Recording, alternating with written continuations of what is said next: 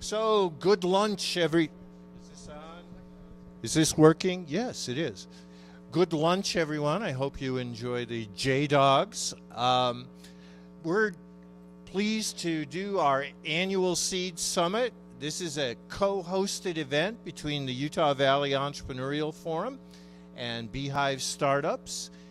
It's a town hall kind of format where the primary agenda today is to take your questions.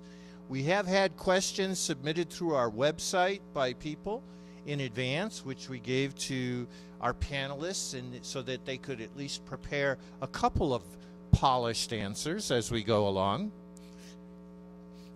But we're looking mostly to have this as an interactive live event. It is being webcast. It is. So we're in front of millions as well. Clint? Start off. Awesome. So a couple logistical things real quick. By the way, I'm Clint with Beehive Startups. Closer? Can you hear me better now? All right. So a couple of logistical things. Because we are live streaming this event, when you ask a question, one of us or one of the panelists will repeat that question just so the people watching will be able to hear what the question was, and we'll be able to tell them that way. Also, the people will be submitting questions via Twitter, so we'll probably take some questions that way. Let's start off, though. We're ready to go, right? Yeah, let's start off just starting over here, and we'll introduce the panelists, and then we'll start taking questions. Raise your hand, ask the question, then someone will repeat it for the webcast, and we'll get started here. I'm David Frazier. Ooh, doesn't sound like it's on. Now it's on. I'm David Frazier. I graduated from BYU. I've been working with my father at a family office. We do angel investing. Last year we spent about $1.5 million, $2 million on early stage investments, and right now we run a fund buying secondary investments. So we purchase stock from founders and CEOs once their companies are a little bit larger. So been doing that. Super excited to be here and learn from you and learn what's important to you guys and learn from these other great panelists. Thanks, David. I'm Gavin Christensen. I'm the founder and managing partner of Kickstart Seed Fund, and work closely with David as part of that. He's on our investment committee. And I started Kickstart in 2008. At the time, it was not actually cool to be a seed stage investor in Utah, and I think now it's starting to be a little more cool than it was, and a little more recognition inside the ecosystem and outside that this is a really exciting place to fund seed stage companies. So we're really excited about that, and look forward to your questions today. We've written a lot of checks over the last 6 years here in the ecosystem. We have close to 50 companies now, and we're excited. We've invested with Utah Angels, and look forward to working with UA2 and the Fraziers and others. Thank you. Oh, sorry, I should recognize I've got two folks from our team today. We got Morgan Davis and Dalton Wright here with us from Kickstart. Thanks, Gavin. My name is Aaron Olivier. I'm the managing director of Utah Angels 2. I was, my previous life, and still I'm the CEO of a company called Precision Concrete Cutting. We franchise a niche concrete cutting business throughout North America. We have 53 franchises throughout North America. And I started running UA2 about 1.5 years ago. We listen to 9 startups a month, and we try to fund 1 deal a month. Aside from that, I've got 3 other companies outside of Utah, mostly to do with high altitude climbing and helicopter skiing, and then about 4 other businesses here in Utah. Done some other investments along Kickstarter, like Eco Scraps was one of the earlier ones we did. But yeah, look forward to being here today. Thanks for having me.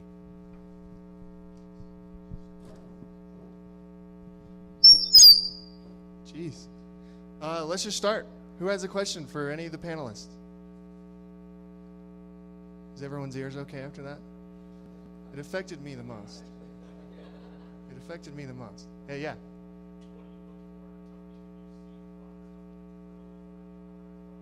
What do you look for in a company that you seed fund or that's early on in development? Okay, maybe I'll start. That's a great question. good way for us to get started on the conversation here. It's first off, I think it's important to recognize, hey, it's really hard to know. So there's an art and a science to it. Our goal at Kickstart is we if you send us your business plan, your idea, you meet with us, we're generally going to meet with everybody face to face, because that's a really important part of it, is getting to know you as the entrepreneur. Typically, I would say there's some things that really stand out to us. One is who you are as an entrepreneur and where you are in that development process. Are you someone that we see accomplishing a lot with a little bit of money or no money? We call that scrappiness. That kind of entrepreneurial drive to really make things happen when you don't have a brand, you don't have resources. That's something we see as a really key ingredient to success later on when you have money. So that's a really important thing for us. Second, for us, for our fund size, our latest fund will be 35 million. It's not a huge fund size, so it's really important for us that your business be capital efficient, that you have a way to go to market in a way that allows us to see incremental progress, such that the chance of it being zero is reduced, and that they're still reserving big upside for us. And I would also say, there's enough businesses that are coming to us. I think the deal terms kind of have to be in the wheelhouse in terms of, that we have to own enough that we care about what you're doing. We have two basic types of deals that really concern this room. One is Kickstart Core, which is where we devote most of our money and time. Those are round sizes between, say, $1 million and $1.5 million or $2 million. So it's kind of like a seed plus round. Generally, to do Kickstart Core, we're going to need to see that you have product market fit. From a lean startup perspective, or nail and scale perspective, we need to see that you have nailed the pain with the customer, and there's validation, and there's some kind of exciting, accelerating trend around that. If not, generally look at you in terms of Kickstart Labs, which is smaller round sizes, usually less than 500K, and where Kickstart will do half of that, or we usually do half the core round as well. So that's generally how we see it. We look for those kind of basic things. Does it fit with our fund? And hey, we miss great deals. I can give you a nice list. It's already starting to be a nice list of deals we've missed here in Utah. But our goal is to try to meet with entrepreneurs, try to help them, and we try to make the best decisions we can.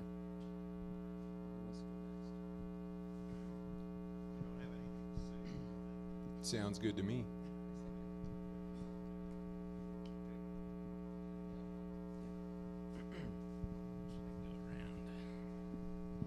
I think just one thing I really value in an entrepreneur and in a management team is the willingness to be flexible and to figure out what works, what doesn't work, and just kind of move on quickly from there.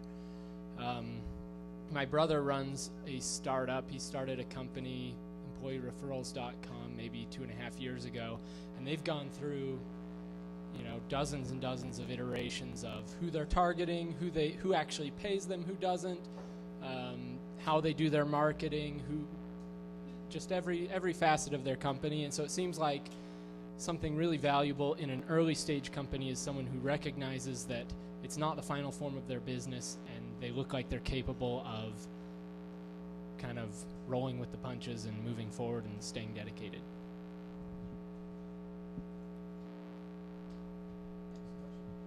We had a question from our not live audience, or not present audience, that's the right word, not physically present audience, that's probably yeah. And I thought it was a good follow-on to the audience question a minute ago, which was, what should I do first before I go out to get an investment?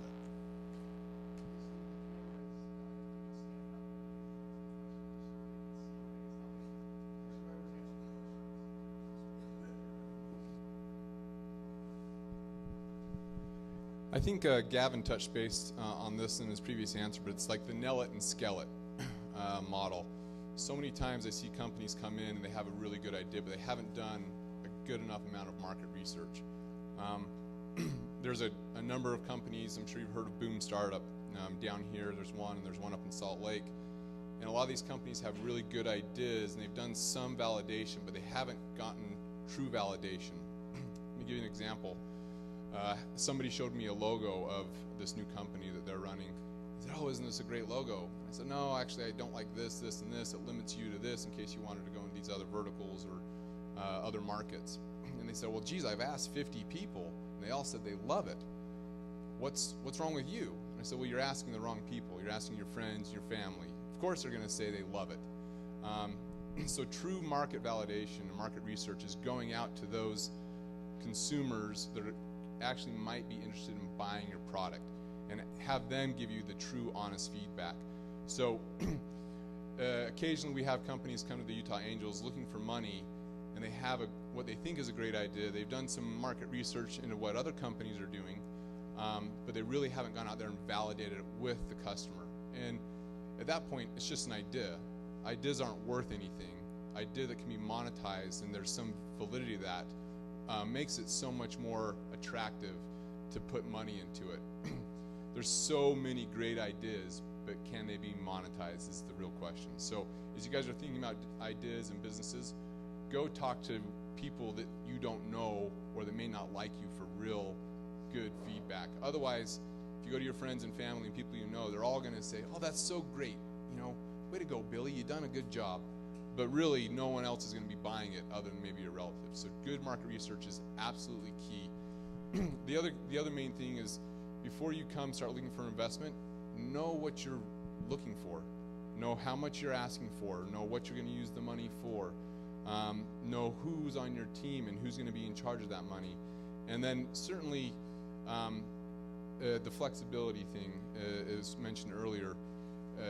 Us as entrepreneurs and investors and you as entrepreneurs, we got to be flexible. It's got to come in and we got to formulate some sort of deal or partnership that's going to work for everybody. And with that, we got to have a really good understanding of who you are and what your identity and culture and brand is as a company. Again, I have some reserves giving companies money that don't have some good foundation in place.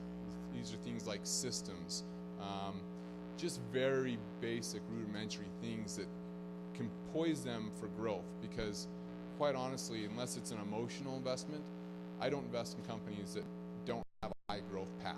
I don't think any of us as angel investors or investors aren't looking for companies that can show some milestones and a path to high growth. And if you haven't vetted that out and can show that to me with some validity, and the team that's going to support that and the systems that are going to support that foundation, so you're poised for that growth, then my confidence level goes down as well. So market research, validating your idea or your product, and then making sure your business has a good foundation just to begin with to poise you for that growth.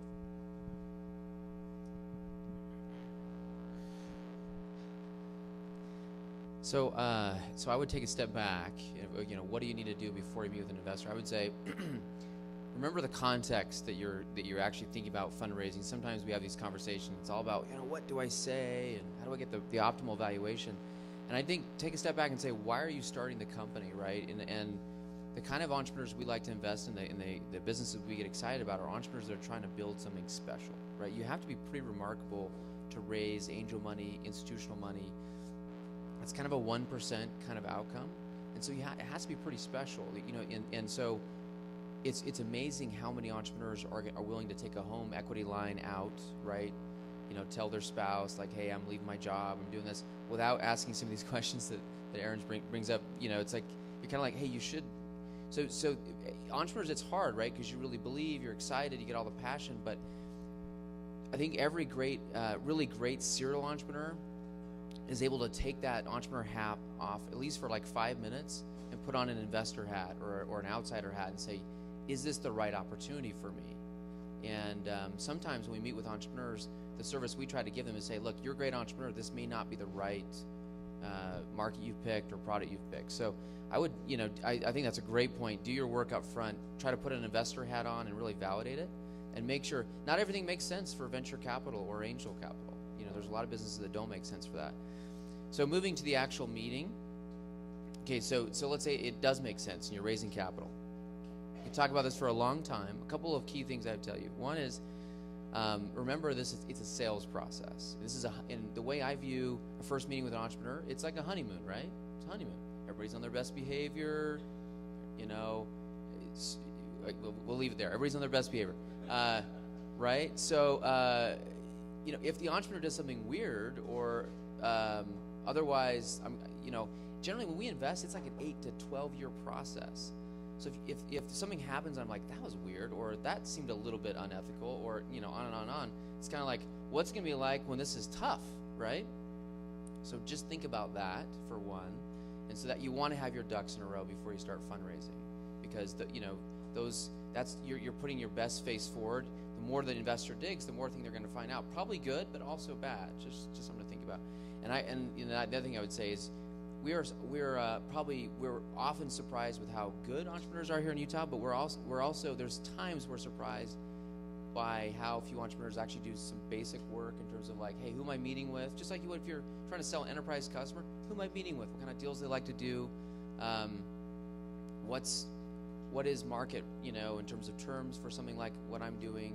So there's some ways you can really hurt your credibility pretty quickly. Let's say you throw out like a $20 million valuation in the first meeting and you have no revenue. Stuff like that. It's kind of like, hey, just read one blog and you shouldn't do that kind of stuff.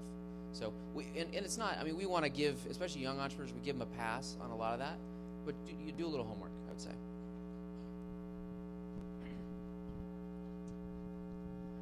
I think I would distinguish between meeting with an investor and looking for investment, in that there's a lot of people in this room that are more than happy to look at your company and let you pitch to them or tell your idea.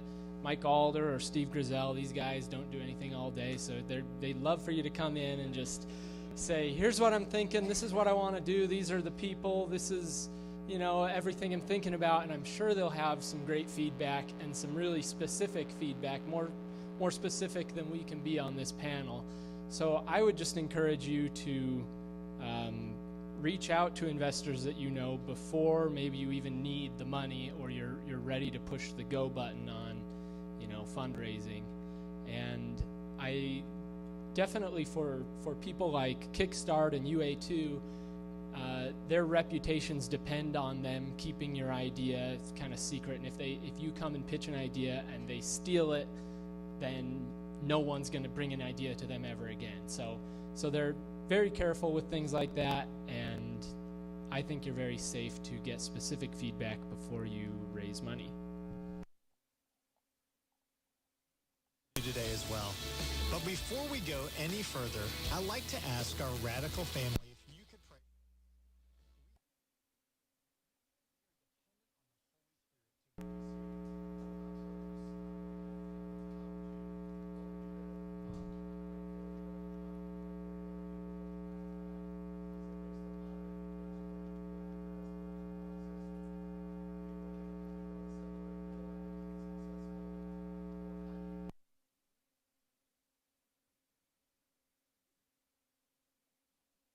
From the an American investor's dream. standpoint of VC, Are you ready to go on a journey today? what are the criteria Let's that you let the value Bible most? speak to us as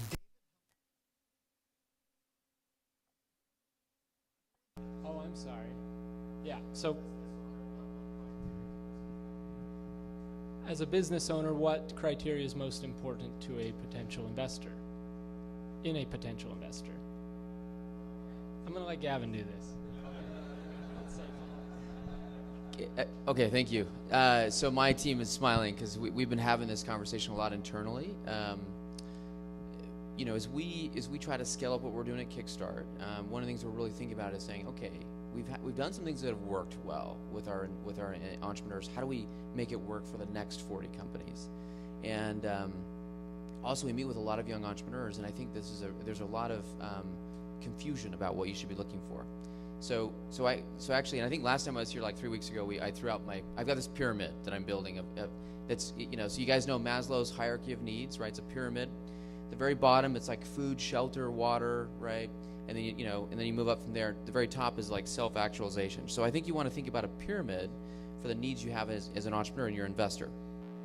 The food, shelter, water piece is actually money.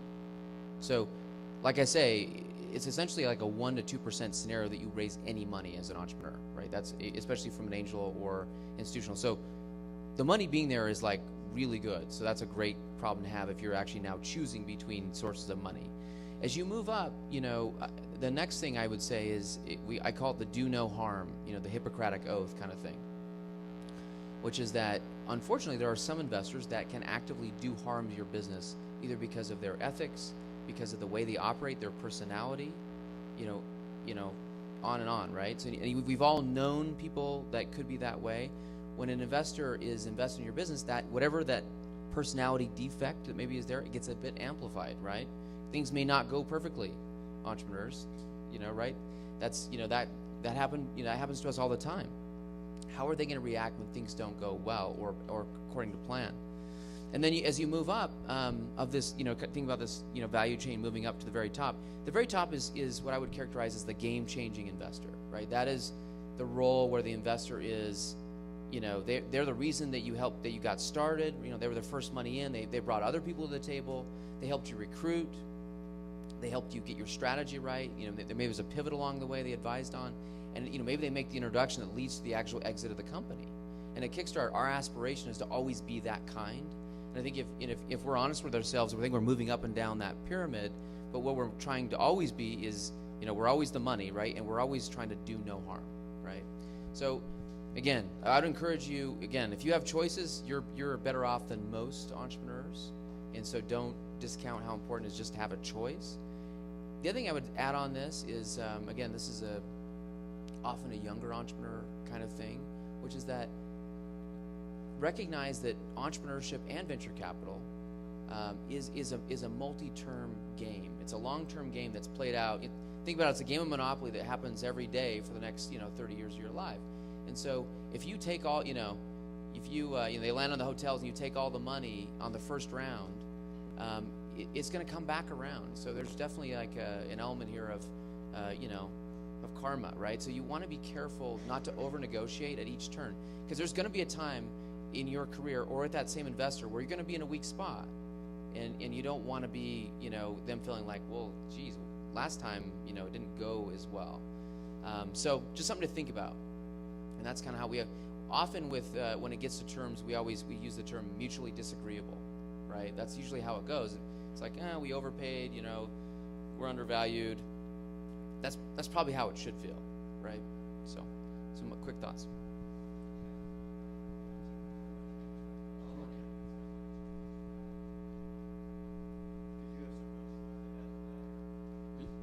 I just had one. So I think you said VC versus angel money as a business owner. Which one do I pick? Type of thing.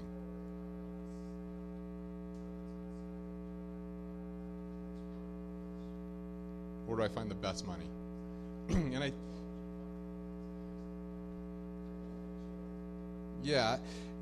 I'll just speak to my own personal experience being a business owner.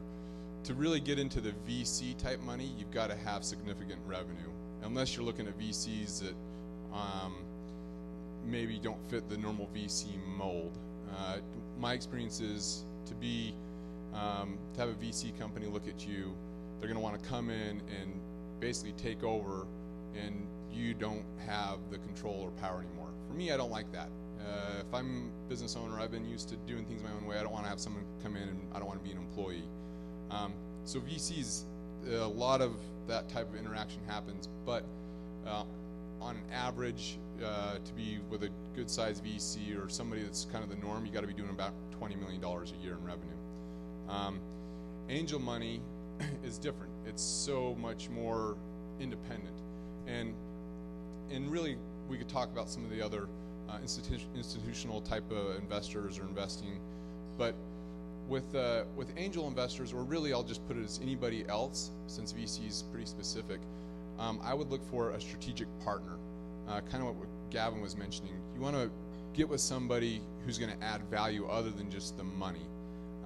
Anytime that I look at doing a deal, depending on the size of the deal, if it's a larger deal, I'll look to take a seat on the board, or I'll look to be somewhat engaged so I can somewhat protect my own investment by being engaged with that company and hopefully adding value to increase that overall investment as well. So unless you're just looking to propel your company, you don't care about the control or really your culture of the company, then a VC is a really good option. Not to say it would be diminished with a VC, with a certain VC, but typically those are, the VC comes in and puts it on high growth and then spins it back out. Angel investing, you have more engagement, but I would find a very strategic, what we call smart money a lot of the time.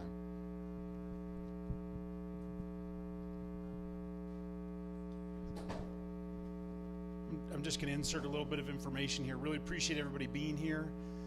I'm Ken Kaufman. I'm the chair of UVEF. That's one of the two organizations that put this together. Recognize Clint Betts from Beehive Startups as well. We've come together to do this. This is an event that UVEF has done.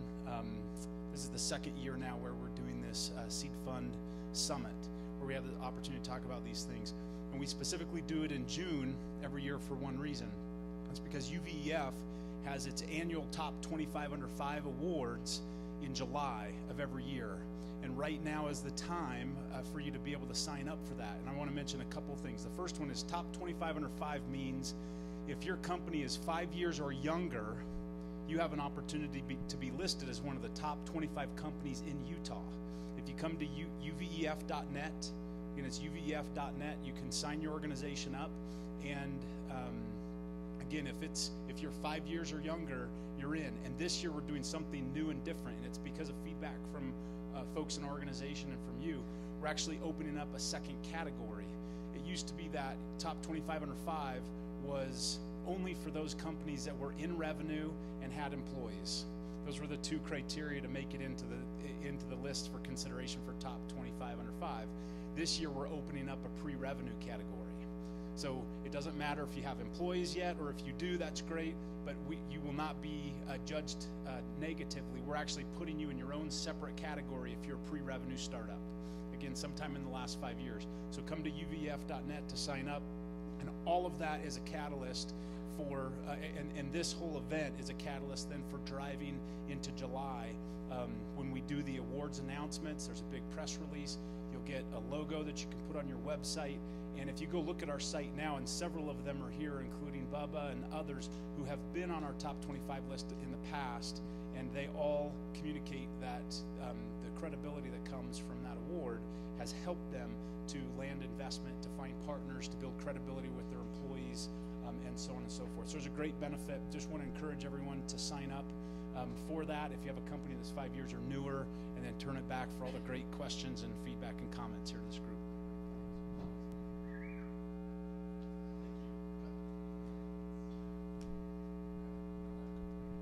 All right, let's take another question here.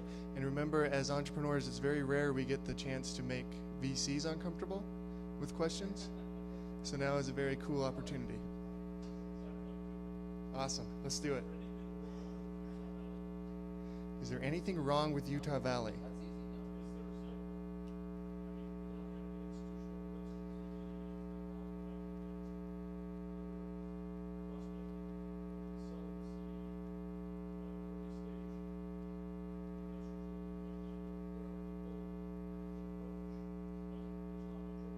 So the question is there anything wrong with Utah Valley, and is there a stigma in general?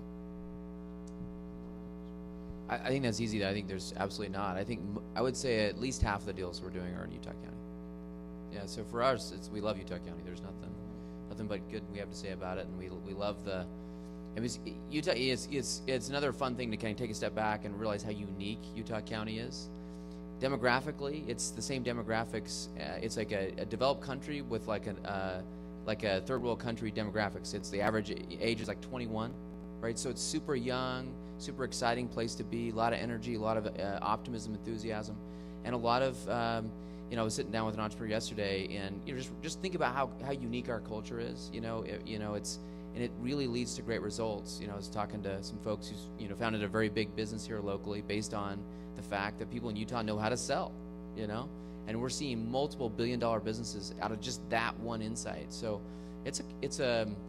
you live in it every day. You don't realize how unique it is. I think folks outside Utah are now coming and seeing that, and it's neat to see we're getting you're getting your due. Yeah.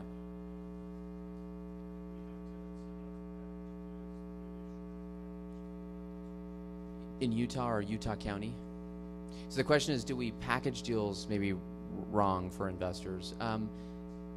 What I'll say is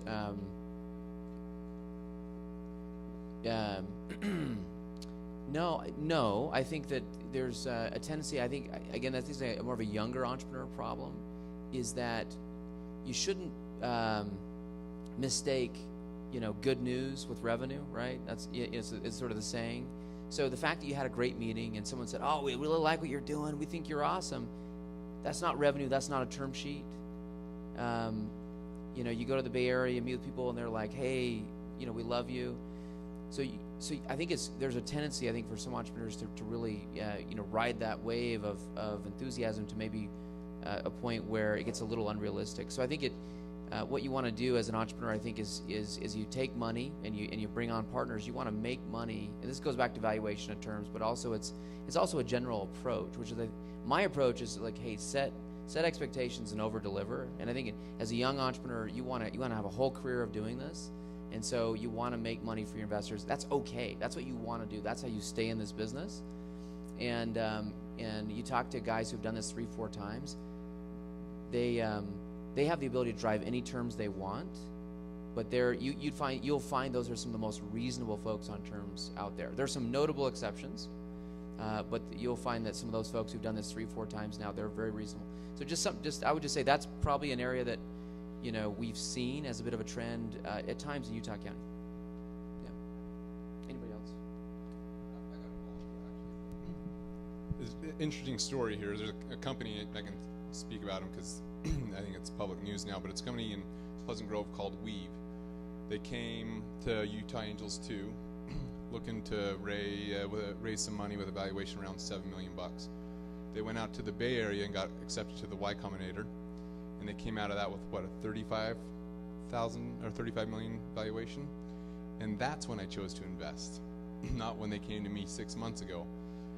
Generally speaking, I see it's easier I shouldn't say easier, but there's more money, more capital in other areas. However, there's better ideas as a whole here in Utah County, specifically more so than Salt Lake County, from what I've seen.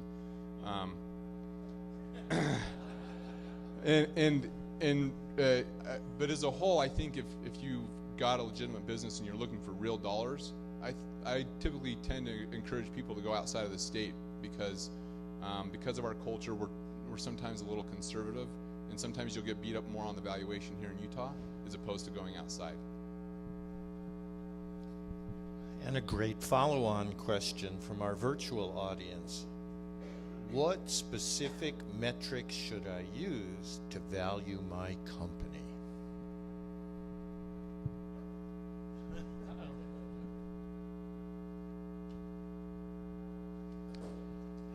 Obviously, if you have revenue, then you can base that off of what your growth trajectory has been and what a multiple is for that industry. So the larger you get, the easier it is to do. And the smaller your company or the earlier stage your company is in, the more I think it depends on probably the entrepreneurial team and how strong you believe they are. It seems to me like there are a lot of ideas out there and they're not worth much without a great team. And let's see. So as far as specific metrics I would definitely use revenue as the main largest one. If you can point to comparable companies or companies that are similar to yours, that's very helpful too. So look for other companies in your industry and similar to yours. That's what I would do.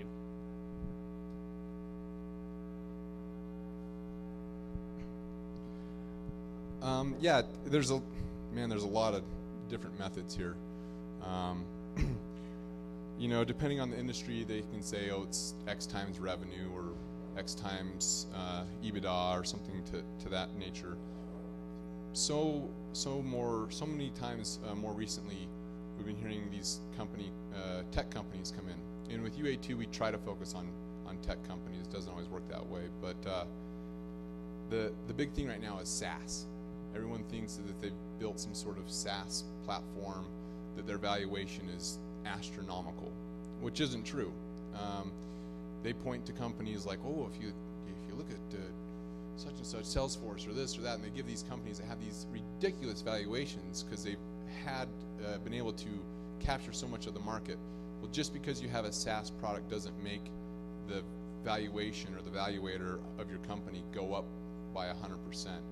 So I would just kind of echoing what David was saying, be realistic. Gavin mentioned something earlier. Sometimes we give free passes to these young entrepreneurs that come in and say, well, I've got this business and it's valued at $20 million. Well, no, it's not. It's not valued at anything right now. Really look at industry standards. What else is going on in the industry? And if it's something that's SaaS, don't look at the industry with the big players, because those big players will knock you out of the park in 2 seconds and you got nothing. So I would just be realistic and logical about what you think the company is really worth in the stage that you're in.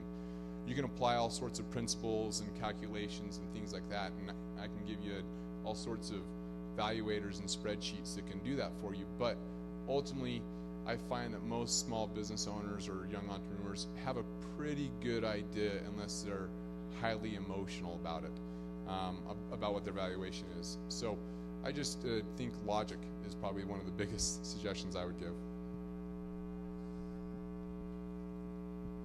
So I just want to respond just briefly to what Aaron was talking about earlier. Actually, just another comment, just to make sure there's not confusion. He mentioned that VCs were come in and are control investors. I think that's more typical. In fact, it's almost never happens with VC. It's more private equity firms, what I think you were talking about. Just so when Kickstart invests, now I do think that the principle is true. Whenever you take a dollar of anyone else's money in your company, whether it be your parents or your brother, an angel investor or an institution, you lose control in a sense, right? Because someone else's dreams, expectations, rate of return, opinion is now wound up with your company.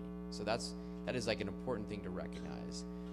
But certainly none of us, when we invest, are looking to be controlled. If we ever have to get involved in the business, that's super rare, especially for us with 40, 50 companies.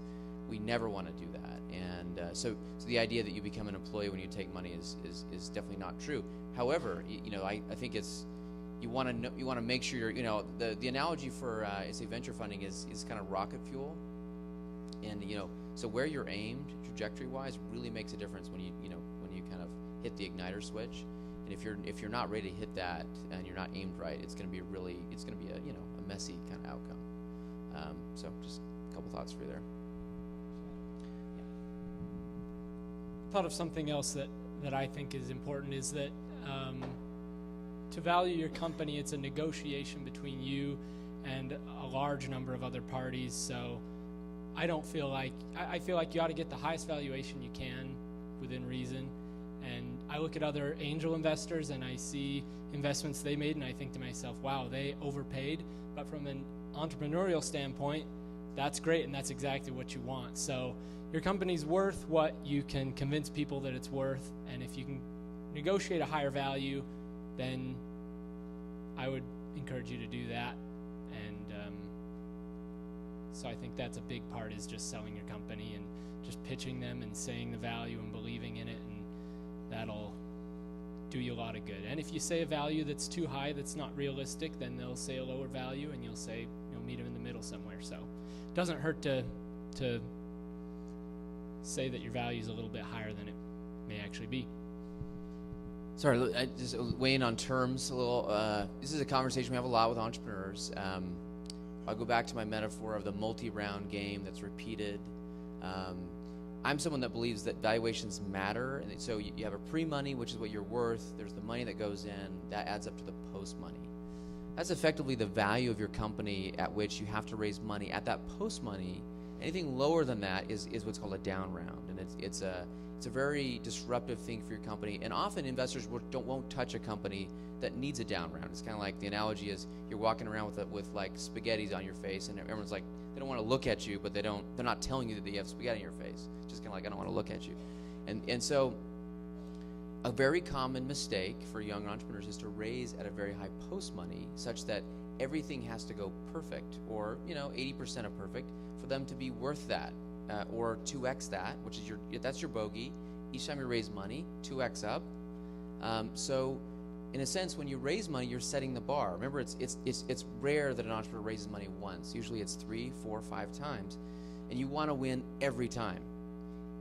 The trick is, as a founder, if you lose once, down round, restructuring, things go badly, you get fired, you generally lose the whole thing. You may have won 3 out of 4 turns. You lose once, you lose. So my argument with entrepreneurs is often like, look, there's sometimes you don't take the highest valuation that's offered. You don't take as much money as is offered, because that allows you to set the bar in the right place. Couple of investments I've made recently have turned down big term sheets from big name funds because they're like, I'm not sure our market is big enough to handle this $5 million chunk. And if I take this at a 15 pre, 20 pre, 25 post or whatever, think about that. When you raise at 20 and you raise 5, what's your bogey? It's not 30. Your bogey is now at least a $100 million exit. Okay. A lot of entrepreneurs don't think this way. This is how investors, they never would have invested in your company if they didn't think there was at least a good chance of a 5x from there and hopefully a 10x. So it's one of these things, like it feels like a victory when you raise money, but it's just the start of the journey. Okay, that's the frame I'd put on it. We're all in a place where we've raised money before, and we follow the same philosophy. So we eat our own dog food on this. And then going back to the Bay Area, in New York, we have a lot of great Bay Area and New York investors that have invested in Utah. What you will find, however, the times they do that at an early stage is super rare. And so in general, their bias is going to be to have you move. So if you're passionate about doing and we have a lot of experience with this, so I'm saying this with decent authority, if you are passionate about building a business in here, you probably should make sure you have at least some Utah money, because that's going to be one of the things that anchors you here, frankly.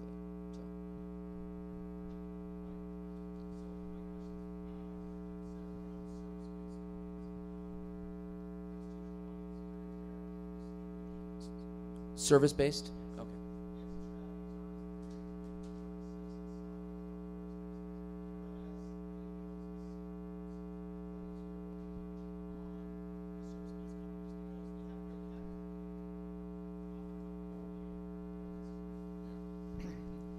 I got one of those service-based businesses. Yeah, the question was for seed investors and angel investors, are service-based businesses sexy enough, more or less?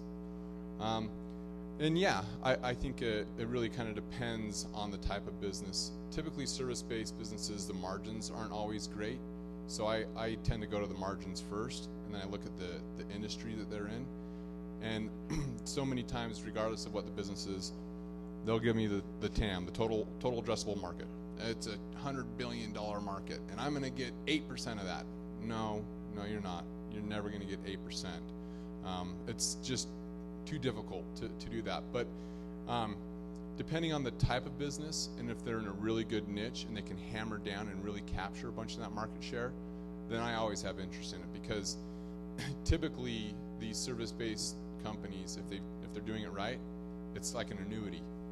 As soon as they get a customer, they never let go of them, and they just keep building upon that and adding value. So depending on what the business model is, there's some real opportunities in service-based businesses. I saw one the other day that was really good but didn't have a good solid system for retention. They were losing customers constantly, and they were looking for money to go out and capture more customers. I said, well, first you got to solve the problem of keeping your customers before you go get more customers, because you're just throwing money away to do it. So with the right recipe, they can be highly successful.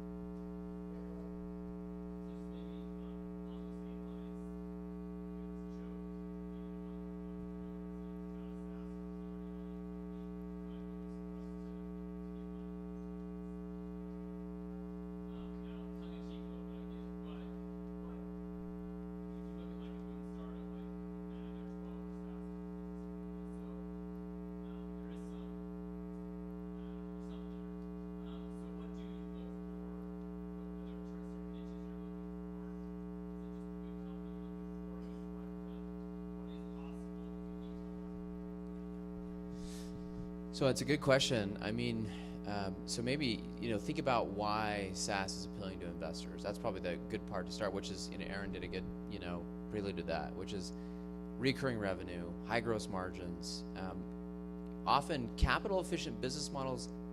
Now, there's a lot of exceptions to this, where these companies raise tons and tons of money and burn lots of money to get to big numbers of revenue. But if done properly, actually quite capital efficient. So I would say at Kickstart, SaaS ends up being about 60% of what we do. One, it's a very strong area for.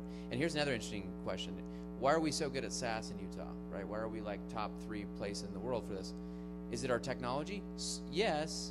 Is it our ability to sell and market? Probably more, frankly. So, hey, that same skill you can apply to a lot of industries. It's not just. But I would say, if you wanna get an investor excited, right? Tell them recurring revenue, high gross margins, and kind of capital efficient go to market. That's what they want to see. And so at Kickstart we've done all kinds of stuff. Electric buses, composting, medical devices, all kinds of stuff. And anytime you introduce a physical product into a company, versus bits and bytes, it does create logistical complexity that rewards people who have physical assets in the real world. That's one of the things we love about the SaaS company, right? Is the ability to scale is sort of infinite theoretically with Amazon, etc. So I think there's a reason why it is so compelling to investors. It's also incredibly competitive.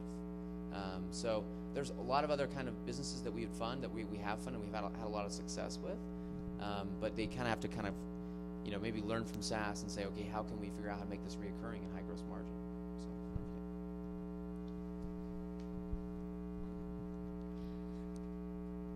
As I was listening to Gavin, it made me think of having synergies amongst your portfolio companies. And I was trying to imagine an electric bus full of a whole bunch of medical device equipment being composted, driven around.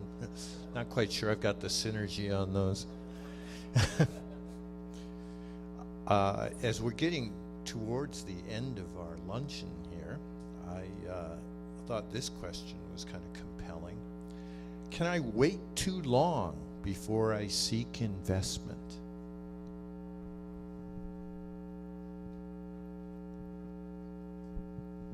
I would generally say you may as well approach investors as early as you can and get their expectations, what they see as milestones, what they think is important. You can probably wait a fair amount of time to get your ducks in order, to find the right people and find a good team, is my perspective. I'm sure there must be some companies where there's a brand new product and a brand new kind of race to the finish there, but I think generally if you're doing that at the expense of finding a good team or really doing your market research, then that speed is not to your benefit.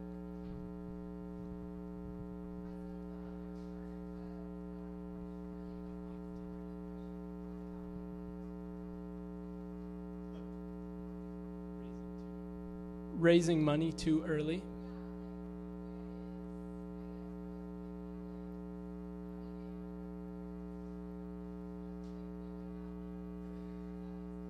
Yeah. So the question was, is there a downside, or what are the faults if you raise too early?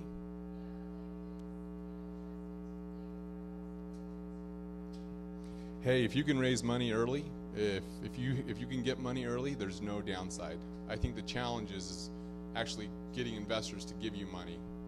The sooner you can get money, yeah, that's great. That's great for your business. Now, me, just for my own personal thing, I like companies that bootstrap and that really, kind of what Gavin was talking about at the start of the program, is that we want you to show that you can be scrappy, you can go out there and get a bunch of things done.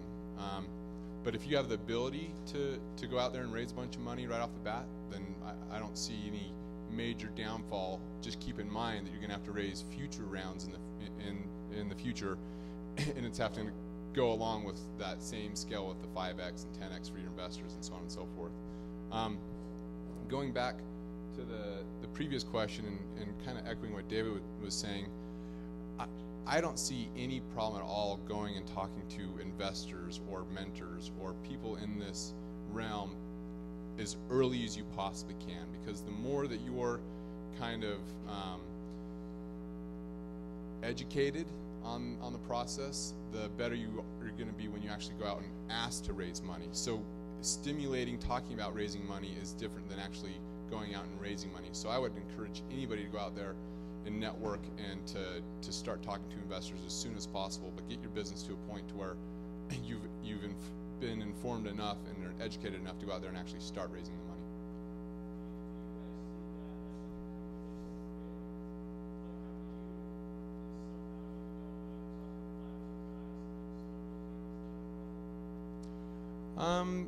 Yeah, so the question was if you're going out and raising money and you've shopped it around a bunch and everyone has said no, and then you come to us and you say, oh, I've hit these 5 guys up and it didn't go too well. So surprisingly, we see a lot of the same deals. I sat down and I was like, hey, I talked to this so-and-so. We need to talk about this deal. I know you've been talking to them. I've been talking to them.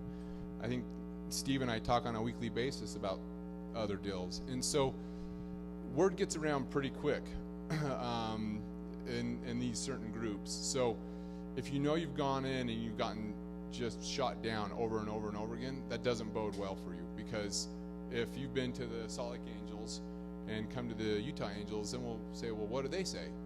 What was their input? So again, I think the best move would be to get in with somebody that can kind of mentor you and help you along to position that pitch for when it's really game time to go up there and do your pitch, that you're as polished as possible. And typically in angel groups, you may find somebody within the group that's really passionate about your business. Even if the group as a whole isn't really interested in your business, you may find somebody in there that can fund you or lead you to more funding or lead you to something else that may be a good solution. But before you come in and do a pitch, when it's time to do that, there's nothing to be said about a really bad pitch. It can be a great business and a bad pitch, and no one likes it because the pitch was bad. So it just kind of depends, but you've really got to be as polished as possible before you go in there and ask for hard dollars. Is there anything else to add?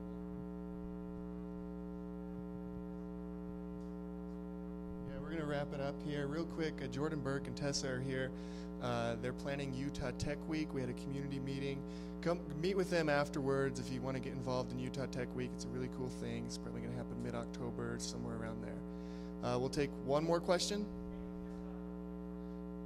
Oh, Jordan and Tessa, stand up. Raise your hand. All right. All right. Let's take 2 more questions. You guys okay with that? 2 more questions? Make them uncomfortable, guys. These got to be hard questions. All right, right here, and then Anna Dean.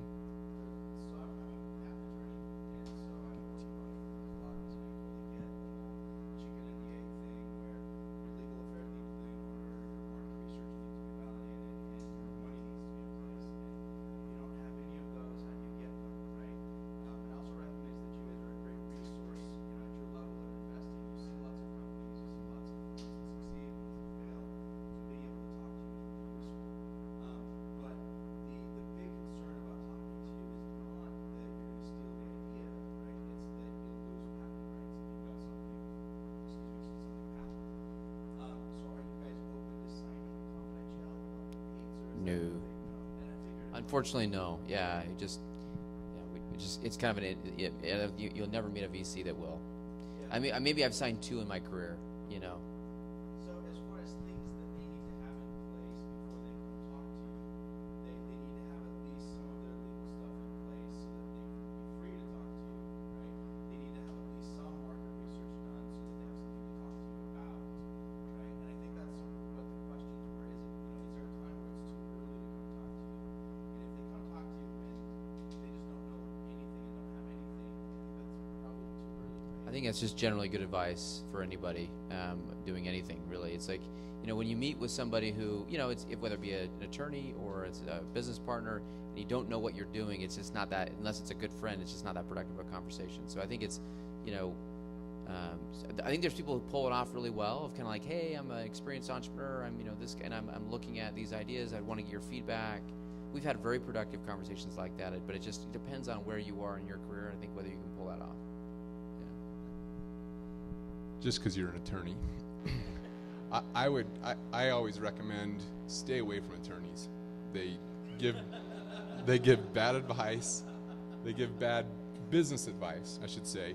And I've got a long history of patent attorneys, so, but ultimately, getting all these things in legal, depending on what the business is, some of those things have to be really tight and in order. But most of the times, if it's some sort of IP for technology, man, that patent process may take years and years and years of examination. So as long as there's intent or knowledge or belief, or even if something has been at least submitted to the patent office, and that's good to me. I want to see some sort of protection if possible, but it certainly isn't a deal killer if they don't come with patents that have been applied. But the more that they can think about how it's going to go in the future, then we can come on board and help them execute on that.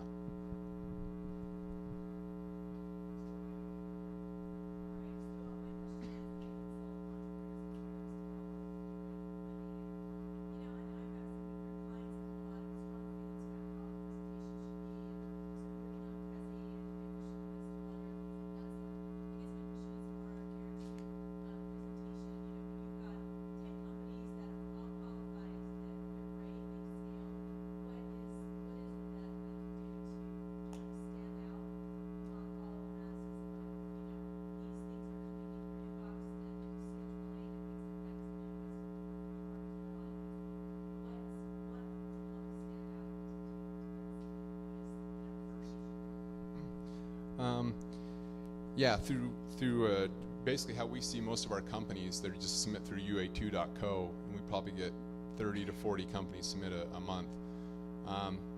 For me, when it comes down to a presentation, I'm investing in the management team just as much as I am in the business.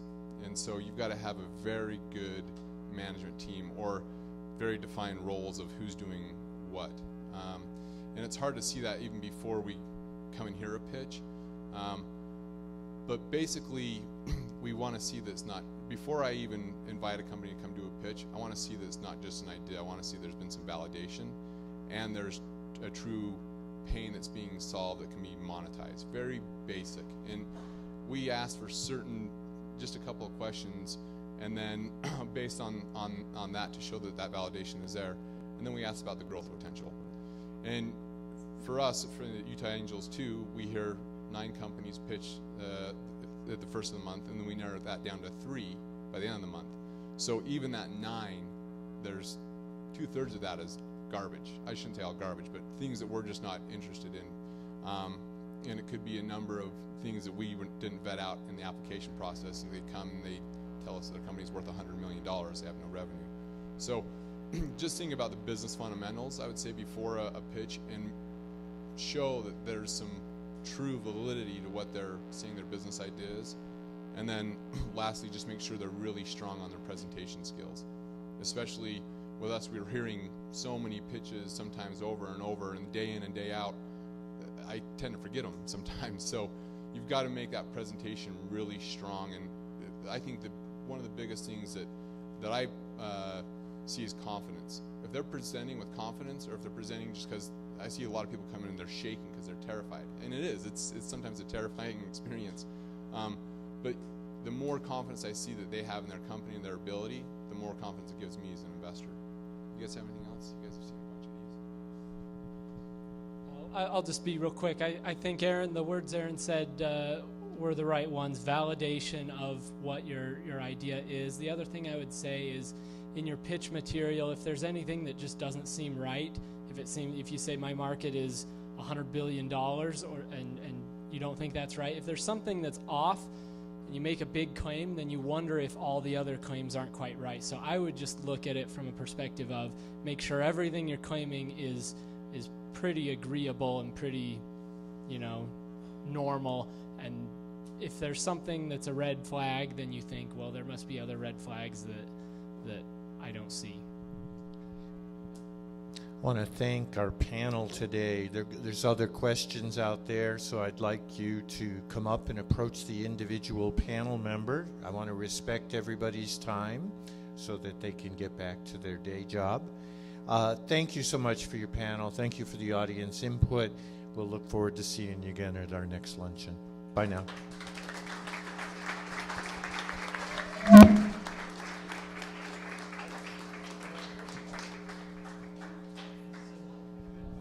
If you're wearing a badge, make sure you drop it off on the way out, okay?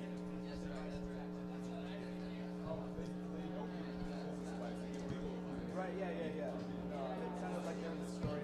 Oh, no, I mean...